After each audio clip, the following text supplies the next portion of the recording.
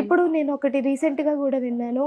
ఈ ట్రోలింగ్ వల్ల, traffic issue వల్ల మీ మీద ఏదో కేస్ అయిందని కూడా. మన ట్రాఫిక్ గురించి చెప్పారు అంతే. కేసు ఏం అంటే లేదు. కేసు అదంటే ఏం లేదు, కానీ అది వాళ్ళు చెప్పేది కూడా మన మంచికే కదా. హ్మ్. అంబులెన్స్ వెళ్తుందట, అంబులెన్స్ వెళ్తుంటే దారి కొంచెం ప్రాబ్లం, మరి అలా చేయకూడదు కదా. ఆ! తప్పని ఒప్పుకోవాలి హ్మ్. కదా. హ్మ్. దానివల్ల మరి ప్రాబ్లమే కదా. మరి అది కోప్పడినా మనం తీసుకోవాలి. హ్మ్. అది నేను పబ్లిక్ కూడా ఒకటే చెప్తాను, మన వల్ల ఇంకొకళ్ళు సఫర్ అవ్వకూడదు, హ్మ్. ఇంకొకళ్ళు ఇబ్బంది పడకూడదు. హ్మ్. ట్రాఫిక్ కూడా కొంచెం అటు పక్కన కొద్దిగా, ఎందుకంటే ఫుట్పాత్ మీద బతుకుతున్నాం కదా హ్మ్. మనం. మీరు కానీ ఇంతమంది నాకు సపోర్ట్ చేస్తున్నందుకు కూడా చాలా ఆనందంగా ఉంది.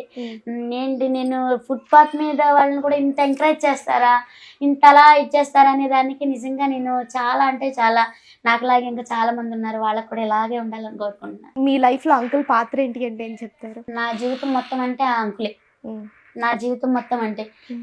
నేను ప్రతి ఒక్కరికి చెప్పేది కూడా ఏంటంటే, ఏ ఆడపిల్లైనా ఈ అంకుల్ ఇది కూడా అంటారు, అమ్మ నాన్నని వదిలిపెట్టి నా కోసం నా జీవితంలోకి వచ్చావు, నా జీవితంలో నా కష్టాలు నీ కష్టాలుగా తీసుకొని నాకు ఎంత హెల్ప్ చేస్తున్నావు అని కూడా నన్ను అంటే చాలా అంటే బాగా చూసుకుంటారు. హ్మ్. దానికి నిజంగా ఏ భార్య అయినా సరే ఆ భర్త ప్రేమ ఉంటే చాలు. హ్మ్.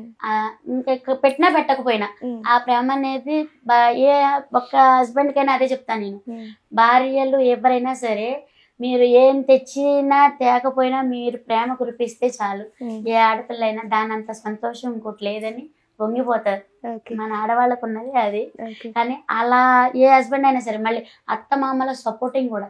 ఫస్ట్లో నేను కష్టాలు పడ్డా, వాడిని ఇది చేసిన వాళ్ళు అప్పుడు కూడా అంకులే ధైర్యం చెప్పారు, మా అమ్మ నాన్న ఇలా, మా అమ్మ ఇలా చేస్తుందని నువ్వు బాధపడకు, ఇప్పటికైనా వాళ్ళు ఇది చేస్తారని చెప్పి అంకుల్ కూడా నాకు అలా సపోర్ట్. కానీ ఇవాళ నిజంగా అంకుల్ అన్న మాట ఇవాళ వాస్తవమైంది. ఓకే. నేను ఫంక్షన్కి వెళ్ళినప్పుడు కూడా అప్పుడు పసుపు తాడు వేసుకుని వెళ్ళేదాన్ని. ఓకే. అంటే కొంచెం ఉన్నవాళ్ళు ఇదిగా ఉన్నప్పుడు కూడా పసుపు తాడు వేసుకురాకపోతే కొంచెం గిల్ట్ తాడు ఏదన్నా వేసుకుని రావచ్చు కదా.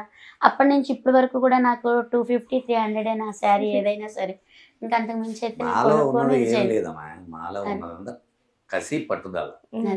మేము ఇక్కడి నుంచి వచ్చాం, మేము కూడా పైకి రావాలి అని కష్టపడి పైకి ఇలా వస్తాం. అన్నప్పుడు ఇద్దరు కూడా బ్యాండింగ్ ఒకటి. హ్మ్. అది. ఒకరి మాటకి ఒకరు విలువిస్తారు. ఆ. ఒకరి నిర్ణయాలకి ఇంకొకరు ఆ గౌరవిస్తారు. రోజున అలా ఏడ్చినప్పుడు కూడా అంకులు కనీసం అనేవాళ్ళు ఎన్నైనా అంటారే, మన జీవితం అంటే మనకు తెలుసు. హ్మ్. కానీ అలా ఏడుస్తుంటే కూడా నా కన్నీళ్ళు తుడిచి, అంకుల్ అంటే అంకుల్ కూడా ఉన్నారు నన్ను అలా అన్నప్పుడు. ఏమనేవారు? నన్ను ఇలా ఇలా చెప్పనే. పసుపు తాడు వేసుకుని రాకపోతే గిల్టీ తాడని వేసుకుని రావచ్చు కదా. నేను ఊరుకునేవాడిని కాదు గిల్టీ తల్లేసి. అంటే అట్లా రోల్ మోడల్ కొంటే ఊరుకునేవాడిని కాదు. అది అట్లా అన్నప్పుడు మనం ఎందుకు కష్టపడి సంపాదించుకుని కొనుక్కున్నాం. కొనుక్కుందాం. ఇవాళ అన్ని సమకూర్చాను మా మరి భార్య. ఇంత చేస్తున్నారు కదా, ఎప్పుడైనా ఫ్యామిలీకి నేను టైం ఇవ్వలేకపోతున్నానే, నా కుటుంబంతో బయటికి వెళ్ళలేకపోతున్నా లేదు. ఎప్పుడు ఉండదు. అంటే ఎందుకంటే సంవత్సరానికి ఒక్కసారి మాత్రము టూర్లు అంటే విడిగా బయటకి ఎక్కడికంటే వెళ్ళాం. దేవుడి గుళ్ళు అంటే పిచ్చి మాకు అందరికీ కూడా. దేవుడి గుళ్ళకి మాత్రం సంవత్సరానికి ఒకసారి, ఒక వారం రోజులు 10 రోజులు ఇప్పుడు ఆల్మోస్ట్ అన్నీ తిరిగాం. ఓకే. ఏ దేవుడిని బాగా నమ్ముతారు? ఏ దేవుడు? శివుడు, పార్వతి, ఆ. దుర్గమ్మ, ఓకే. వెంకన్న బాబు, హ్మ్. మొత్తం